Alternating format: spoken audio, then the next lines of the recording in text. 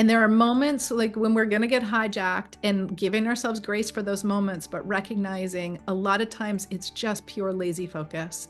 And if our brains have that bias to negativity, and if we leave a vacuum, if we're not filling it with love, filling it with light, filling it with inspiration, then fear is what will come in.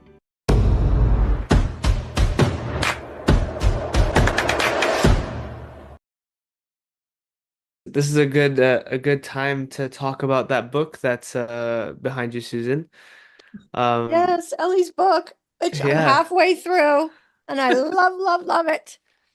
So tell us, you told us, I think in episode one, our first visit, that about why you wrote this book or how you got to write this book. But tell us about the Joy Spiral, because what's the goal of this book for your audience or your readers, and um, why should they pick it up? I can already say it's helping me just by reading it center myself, but and find more joy, because my whole my New Year's resolution, if you want to say, is have more fun, and have more Mm, fun is finding your joy too. So I yes. love this. How perfect that the universe should deliver us to each other I then, know, right? right? And we were even paired up. We were on the same Yep. team. Yeah, Like, we were at so the Global perfect. Youth Leadership Summit. Yep. Yeah. So the Joy Spiral Playbook, and by the way, the last time we were here, you said that there was a quote that you wanted to remember. I don't know Yeah. if you found it. No? Okay. So the Joy Spiral Playbook, I just want to point to the spiral here for a second. The idea of this is that just the way that an acorn has in it the divine intelligence to become an oak tree, we have the ability to be pure joy, pure peace, pure love. That's who we are at our core.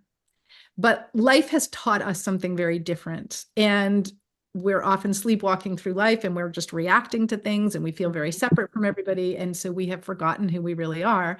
And we've forgotten that joy is our core. And so this is about unleashing. If you think about starting down here, wherever you start on the joy spiral, the idea is to unlock the levels. And there's 8 levels in the joy spiral, as I've described them in this book. The idea is that you're unlocking this acorn so that it can become the oak tree. You're unlocking your joy along the way so that you can become this expanded, high vibration, high frequency version of you. And some of you guys will notice that these are also chakra colors as you Mm, go up, right? mm-hmm. And one of my clients actually did this drawing. I love it. Beautiful. I think she did a good job. Yeah. So it's the Joy Spiral Playbook. Discover the surprising path to a life filled with joy, because these levels are not necessarily ones that you would expect. So, for example, the first one is remember who you really are, which is that So you cool. are divine. You are a spark of, whether you call it God, you call it the universe, you call it whatever. Remember that you are pure love. That's the whole point of this whole journey, is remember who we really are. And so then as we go up, there's these different layers and levels. Another one is to learn the difference between what I call love think and fear think.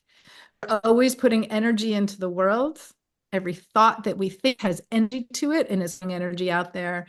Every word that we speak has energy and is putting it out there. And every action has energy. And it's always based in either love or fear. Mm. And we grew up in our families. And just as I learned English as my first language, and somebody who grew up in a Spanish household learned Spanish as their language, we also learned energetic language that passed down to us. And it was either fear energy or love energy, or somewhere in between, most likely, which I call flove energy, fear and love.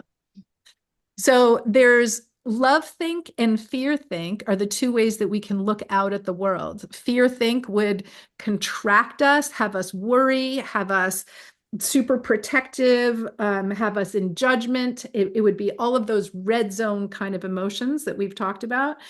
And then um, love think would be compassion and expansion and understanding and kindness and all of those things having to do with love.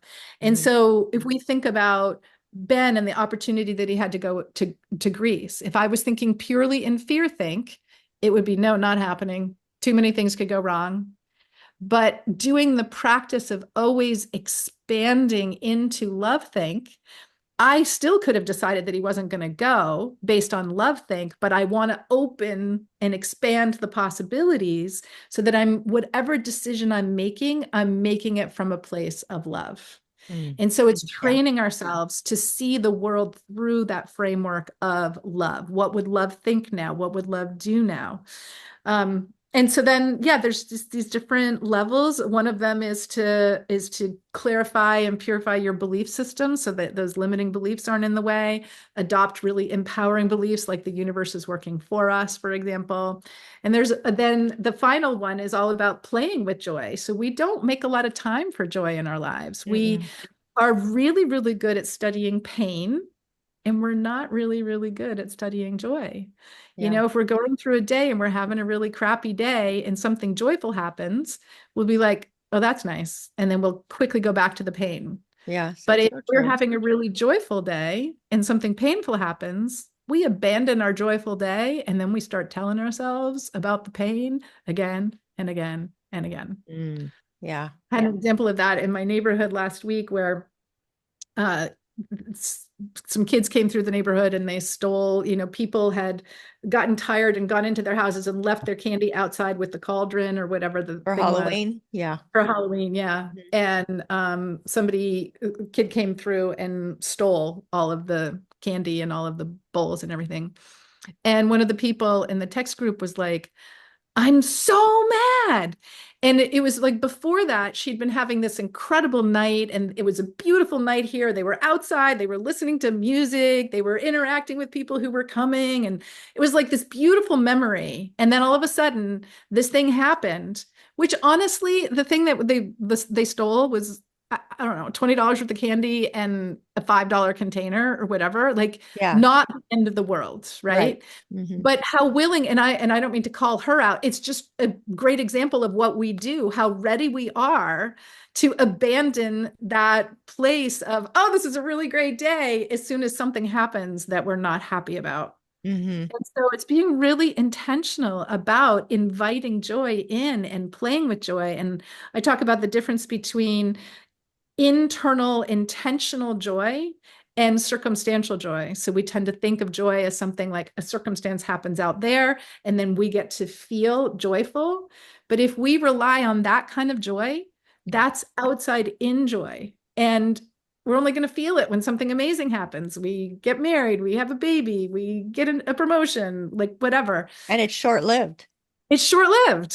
Yeah. Right.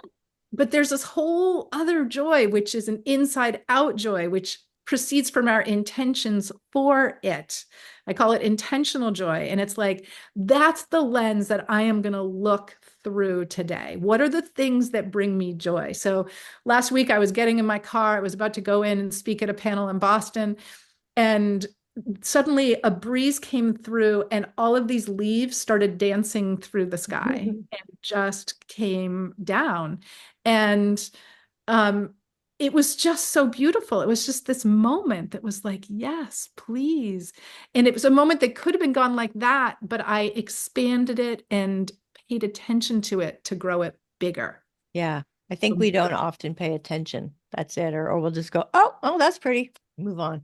Exactly. Yeah. Yeah. You see a stunning sunset. You hear the giggle of a child. I remember when Ben had Friendsgiving here and his friends, he has some friends who are quite musical and they were playing the piano and they were singing. And I was upstairs and I just stopped and I was like, oh my God, this is amazing. This is so cool. And then expanding it into how grateful I am that he has these incredible friends, like how much fun they're having, listening to their laughter and everything else. You can take those moments and expand them in this really beautiful way. And it becomes more and more of your lived reality. Yeah, for sure. In the book, I was really intrigued about the House of Love game. Can you explain that? Because I thought, man, that is a good thing to do, to just make that a part of your life, the House of Love game. Can you explain it? Sure. So the idea is that you have a house that you can have red balloons in or green balloons in, or a mixture of both. The red balloons represent the fear. And the more of the fear balloons you have in the house, the less room there is for the love balloons, for the green balloons. So the idea is that you imagine that you have this house and you are the bouncer at the door. You are protecting what gets to come into your house. Whatever comes into your mind, your heart, your thought process, your house, metaphorically speaking, is what is going to be doing its work inside your mind, and it's going to produce your thoughts, your feelings, your actions, and everything else. So you want to be the bouncer at the door. And what will happen typically is that fear comes knocking at the door, and we go, come on in, sit down, tell me your stories, tell me more. And so let's say you're really excited because your kid just got their driver's license. And you're like, this is so amazing. Like, life is going to be so much less complicated now. And they're so excited and they're becoming independent.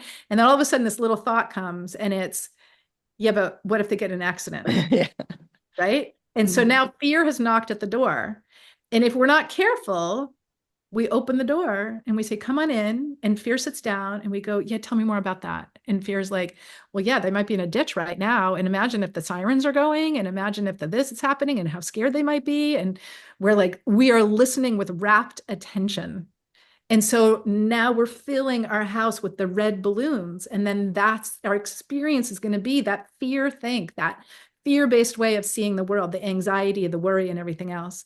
But if we meet fear at the door, if we're the bouncer and we say, oh, okay, fear, what was it that you had to say? What if they get in an accident? No, that's not really going to help me to think about. It's not going to prevent an accident. It's not going to, there's no good that's going to come of me thinking about that. So no, thank you. And then you let more love in the door, and you think about, what's great about them having their license and everything else. And so this is not ever meant to say, don't let any fear in, because sometimes fear is giving us really important information about how we want to vote, or what we want to do, or a road we don't want to go down, or a relationship that we might not want to be in. There is important information that comes in sometimes from fear. So I think of it as like, maybe you want 10% of the balloons in your house to be the red ones, the fear ones that are informing you. They're giving you some important information. But I would say a very large percentage of the time when fear comes knocking at the door, it is not actually helpful, and you can bar it at the door. So the House of Love game is really, and I go into it a lot more in the book, but it's about being intentional about, are you going to sit down and listen to the news again and again and again and again, which is going to fill your house with fear-based balloons, and then you're more likely to think with fear. If you have something that goes wrong with the guy that you're dating, are you going to go to the friend who's like, see, I told you, men are jerks. They're always going to blah, blah, blah. Well, guess what? Under the guise of loving you, looks like love, but she's sending in fear. Right? That's like casting aspersions on all men everywhere. Yeah. And so we want to be aware, who are we inviting in? What thought processes are we inviting in? What books are we letting in? What TV shows are we watching? And we want to fill ourselves as much as possible with the people and the information and the insights that light us up and that remind us of our magic and our power. That's so wonderful. And we only can do that when we're aware. Yes. We're aware. And yes. Well, is there anything else more that you want to share about the book, or, let's tips see. or things that maybe, what would be anything in here that you can give? I know reading the book, you're going to get way more. I know, because I'm halfway through.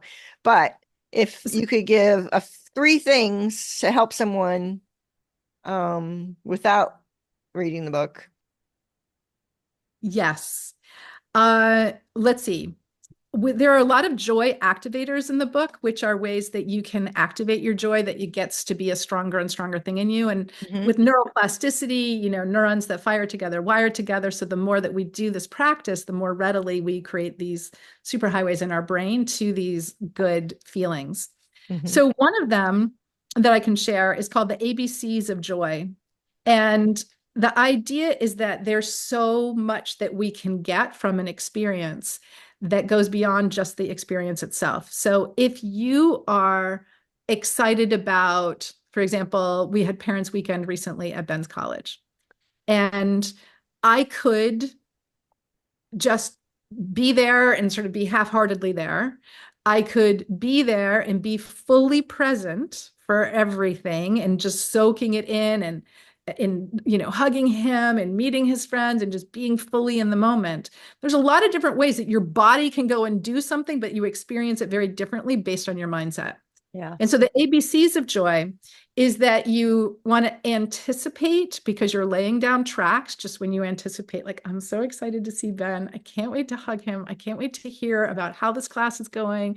I can't wait to, get to play tennis with him if we're going to do that. Like whatever it is, you can anticipate it. And then you're already firing those neurons together. You're already creating the joy and the experience before you even had it. So that's the A. The B is that you be fully present for it. You're paying attention to all of the juicy goodness that's happening when you're there. And then the C is celebrating it afterwards. So A, B, C. And so you get 3 times the value for the one experience, because afterwards you're celebrating it in your mind as you're going to sleep that night. I do 3, 2, 1s when I go to sleep at night, which is 3 things I'm grateful for, 2 magic moments, and 1 celebration. And so as I'm going to sleep that night, I can be doing like, oh, I'm so grateful for his fantastic roommates and how well that they're getting along with each other. And oh, that moment that happened here, that was really, really cool. So you can go back through it in your mind and you're celebrating it. So now it's not just the moment that it happened. You're fully present for the moment that happened, but you've anticipated it and you've celebrated it afterwards. So that's called the ABCs of joy. I love that. 3 for 1 joy. Yeah, it is. It's 3 for 1. I love it. 3 for. That's awesome. Correct me if I'm wrong, but because you mentioned Neale Donald Walsch in the last episode. I'm getting a lot of that energy from the book and from what you're saying, Ellie.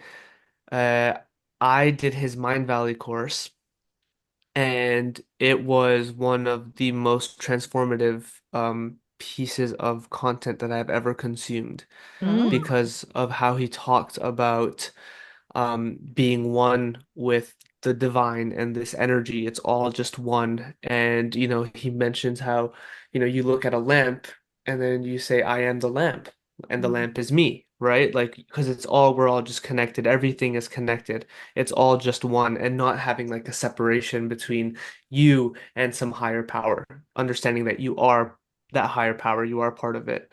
And another thing was also having an intention and being able to actually set an intention of how you want to show up in different situations, right? Simple example is like, okay, let's say you have a meeting that's very important. Well, maybe you want to show up in a way where you're going to be full of, joy, and you want to connect with them and things like that. So you'll be intentional about how you show up. And I feel like a lot of that is coming out and being almost like choosing joy, choosing love, choosing that light, right? Yeah. And I don't know if like his stuff and his teachings have had an influence on the huge. book potentially, but yeah, I was getting a lot of that. Yeah. Yeah. That, Conversations with God was my first introduction to love versus fear. It was fundamentally, it changed, it transformed my thinking. And I am forever grateful to Neale for that. And yes, I always look for how can I be the love in this situation? And sometimes it'll be in the form of like, God, show me how to be a blessing. Show me how to be a blessing here. And it actually happened when I was at GYLS. This is kind of a funny story.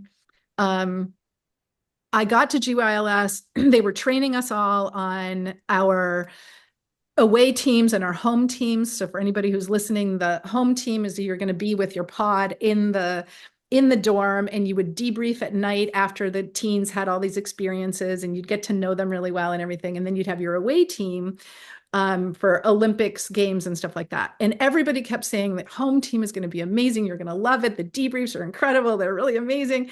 And then we get to a place like late into the night. We've had this training all day. And then all of a sudden, I'm like, everybody seems to know who their team is. And I don't know who my team is. So I say to Tammy, I don't know who my team is.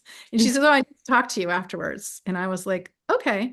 So I go up to her afterwards and she's like, so you don't have a home team because you volunteered to do the night shift, the security, which, by the way, I volunteered for with the understanding that everybody was going to volunteer and that we would all have like 2 hours.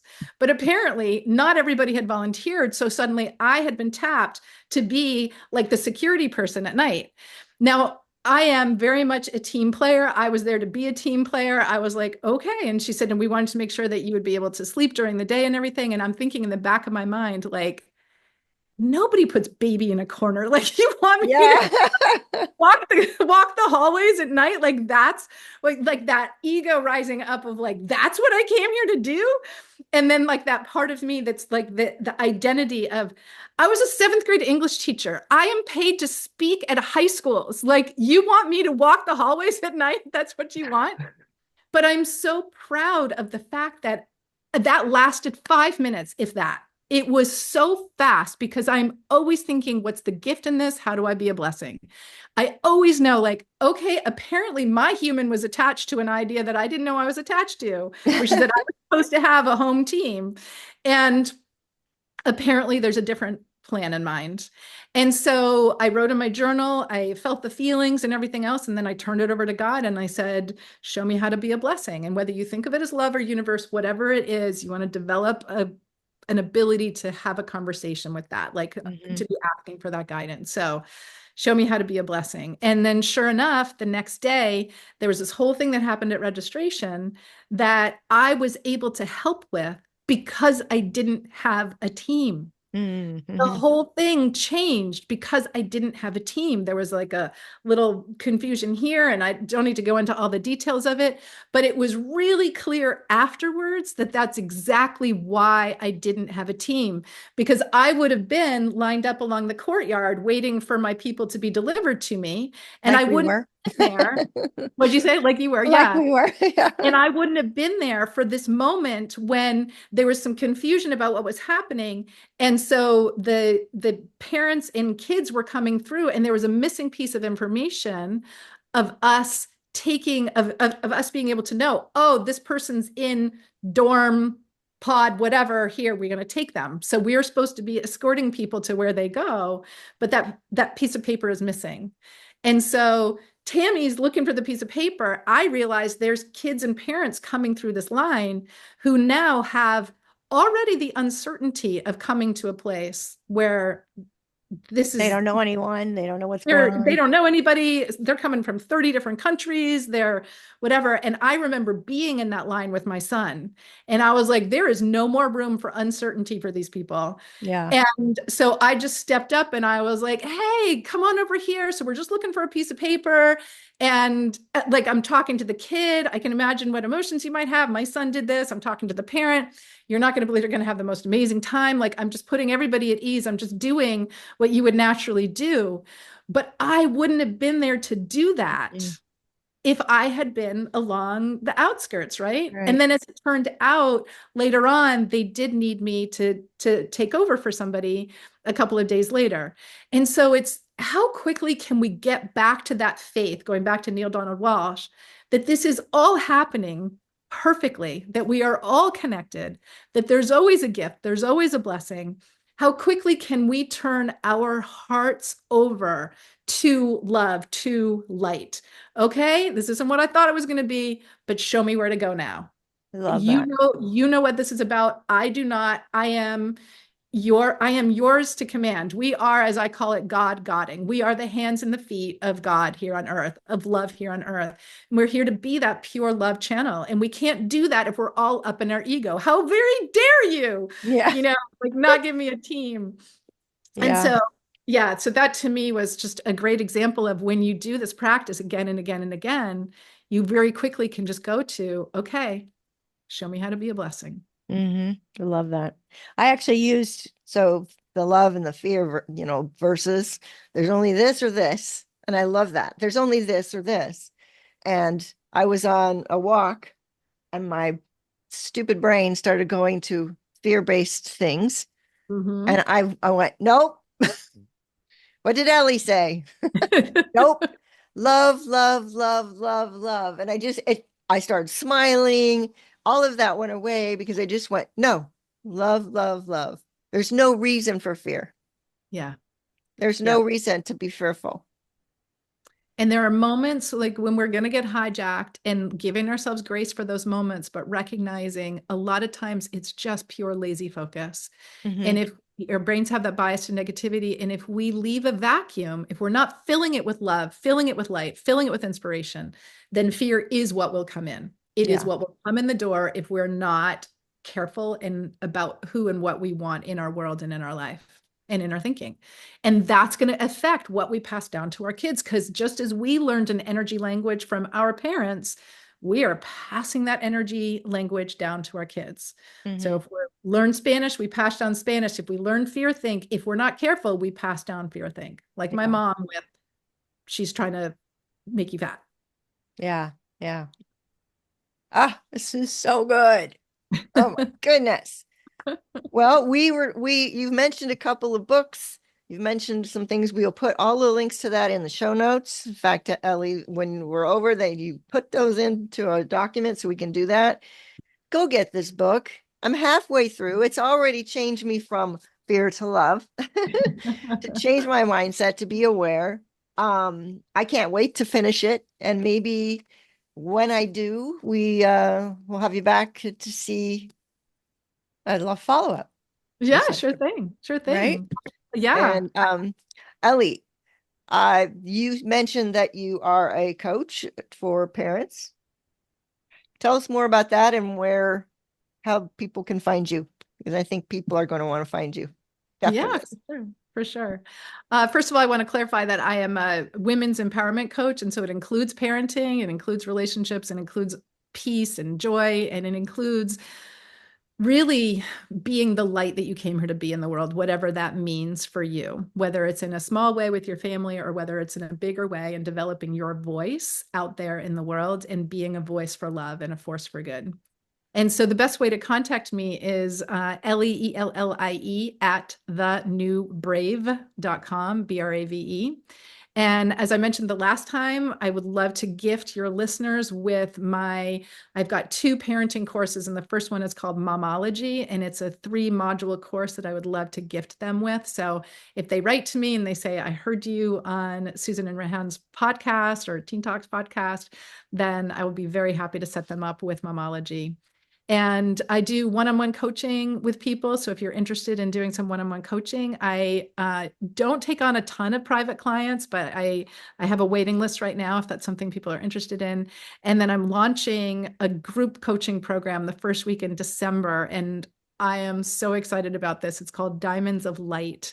And it's going to be about really becoming that light, like honoring all of the facets of us and becoming more and more of that light that we came here to be, understanding who we are, why we're here, stepping into our power, stepping into our light, not in a way that means that we need to be perfect or need to be joyful all the time, but in a way that gives us more emotional fluidity so we can land there more often, optimize our place on the ladder of well-being, be in our highest self as much as possible, so that that is the energy that we're bringing to the world. Because the bottom line is that whatever energy is missing from a situation is an energy that we need to bring. So whether that's peace or love or compassion or whatever it is, it's ours to bring. So we want to be in our power to do so. So Diamonds of Light is coming soon, and the first 25 who sign up are getting a very special deal. So reach out. So is that registration open right now? It is, yes. And did we go to the New Brave? Is that where we find it? Just you can just let me know that you'd like the link, and I'll send you the information. Okay. And you put the link in the show notes. Anybody else? Yeah, you can just Ellie, just write to me, ellie@thenewbrave.com, and I can help you discern whether this is the right thing for you or whether one of my other programs is right for you. The Diamonds of Light also includes over $5,000 worth of my past programs. So it includes all the parenting programs and everything else. So Oh, okay. it's a pretty Awesome. a huge opportunity. Yeah, it sure is. What a treat this has been. Thank you so much. It's been such a treat for me. I really enjoyed meeting both of you at GYLS, and I'm excited we're going to get to see each other in Kenya and get to play together more. I know. It's Yeah. going to be amazing. Yes, she's speaking of Kenya. So we're going to be a part of a team that goes over to Kenya to do the African Leadership Summit, Youth Leadership Summit. So AYLS. And we're all very excited to meet over there and change the lives of Kenyan teenagers, well, all over Africa, kids will be coming from, teenagers, and working on leadership and just mentoring them to be a force in their communities, which is so needed over there. So we're very excited. And Yeah. we'll definitely let everyone know how that goes after we do that in April. So Yeah, that would be a fun potential conversation if you ever did like well, we could just talk about it, but also if you ever did like a group podcast where you could bring a bunch of us in and we could have a conversation about AYLS and what were our magic moments and takeaways and everything. That would be I really think we fun. should do that. Yeah, We should do it in person when we're over there. Ooh, Yeah. that would be fun. Good Let's idea. do it. Yeah. Woohoo. Yeah. Thank you so Oh, much, you guys. I thank really you.